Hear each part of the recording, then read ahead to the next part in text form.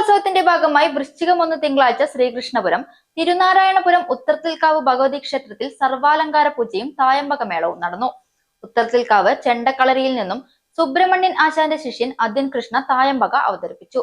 തുടർന്ന് മേളവും നടന്നു. നിരവധി ഭക്തർ പങ്കെടുത്തു.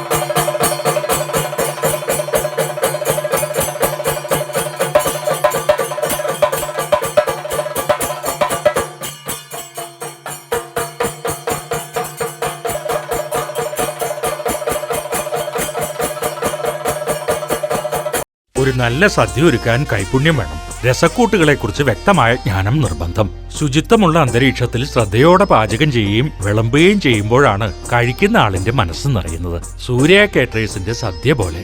സൂര്യ caterers, Shoranur and Ottapalam. The party people. Surya സദ്യ എന്നും സ്വാദോടെ ശുദ്ധിയോടെ.